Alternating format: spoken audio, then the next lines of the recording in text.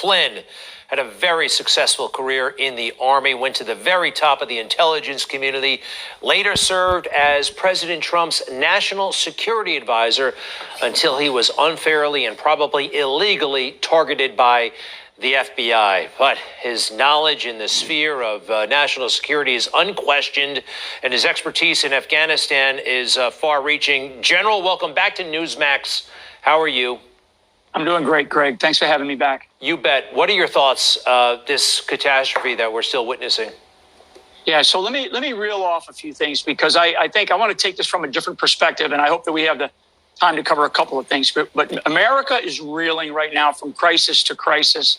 And I think that your show has been covering a lot of this. We're going from one thing to another. So let me just rattle off a few on the domestic front and then talk a little bit about foreign policy and dig right into Afghanistan. First, we have this incredible COVID confusion health scare. We are dealing with election fraud still. We have this education indoctrination with this critical race theory being shoved down our children's throats. Illegal immigration at the border, which I think you've talked about actually tonight, or you've certainly talked a lot about in the past. We are defunding the police across the country, and we're seeing rising crime. And the recent shooting of a couple of beautiful young girls in Chicago was just devastating and heartbreaking. One killed, one severely wounded, and everybody needs to say some prayers for her. We have drugs on our streets, much worse, and partly because of the illegal immigration problem that this administration, the Biden administration, has allowed. It's beyond epidemic. We have censorship and the cancel culture where the Taliban is allowed on Twitter. The Taliban spokesperson is allowed on Twitter, yet previous president of the United States of America is not allowed on Twitter. And frankly, I'm not either. So, and then that's just on the domestic front. On the foreign policy front, this is where we dig into Afghanistan. Afghanistan and the decision-making process for Afghanistan was horrific. And there has to be some consequences for that just ugly decision-making. But I will tell you, Greg, that, and your listeners, your audience, that the principal winner in Afghanistan is not ISIS. It's not Al-Qaeda. It's China. It's absolutely China. The Chinese have a wide open door to strengthen and thicken what is called their Belt Road Initiative. And anybody that wants to go dig into that, go dig into it, because the Chinese Belt Road Initiative, which has been going on for about 5 to 10 years, the Afghan gates, the doors just went wide open. And that's why the Taliban are not attacking the Chinese embassy. That's why the Chinese embassy didn't shut down. That's why the Russian embassy didn't shut down.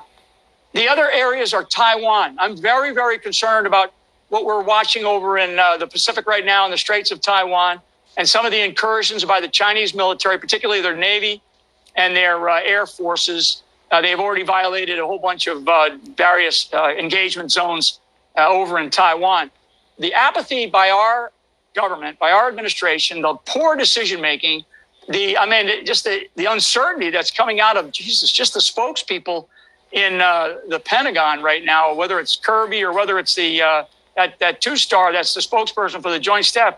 I mean, they do not generate confidence, certainly for me, and I don't think they generate any confidence for the American people. We are also continuing to have our cyber lunch eaten, and it's by not just China and Russia, but by places like North Korea and Iran. So, yikes! So to jump, yeah. General, this is an all-encompassing. I'm rattling it off to you, Greg, because all of this has been exacerbated because there is no stick to the carrot approach that Donald Trump provided for the last 4 years. And so, number one, I do believe that the election should be relooked, and it's being relooked, and I appreciate the strength of the Senate out in Arizona to look at it, and other states that I know are looking at it. But besides that, let's just look at what just happened in Afghanistan and some numbers. So that from a 2017, this is just from a 2017 GAO report, 76,000 vehicles, 600,000 weapons, 162,000 pieces of communications devices, 208 aircraft, 16,000 pieces of ISR.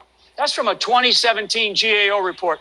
If we didn't have a decision to destroy, there you go. If we didn't have a decision to destroy all of that equipment before we left, or to ensure that there was minimal amounts of it, that in case the Taliban came back, I mean, we're stupid. Like my father, who served in World War II and the Korean War, who retired as a sergeant from the Army, God rest his soul.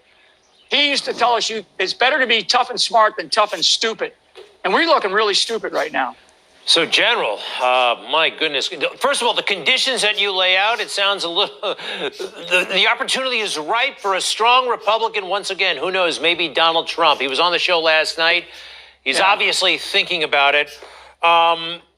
Do you think, let's go to the withdrawal from Afghanistan specifically.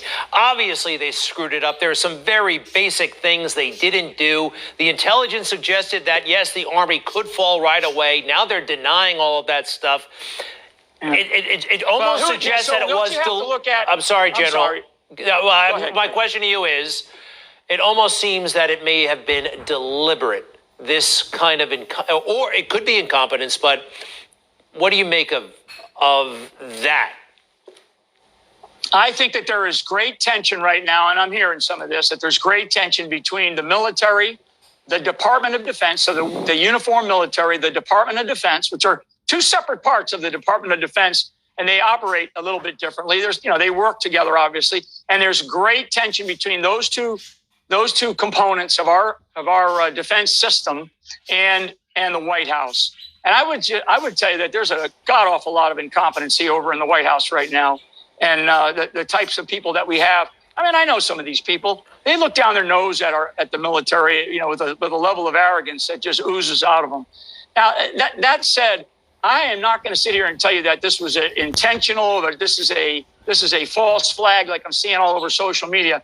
This is total and sheer piss poor decision making on the part of the White House, coordinating and working directly with the uniformed military, and that means our most senior general officers and admirals, and the Department of Defense, meaning the Secretary of Defense. So this is not caught unawares. The intelligence has been there.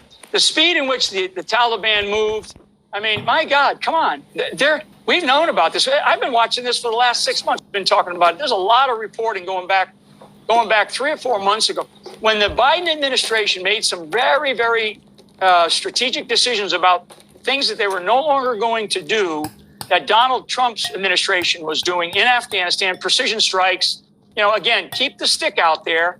Here's the carrot, but keep the stick. When they took that stick away, believe me, I know these guys. And they don't fight fair. Warfare is not fair.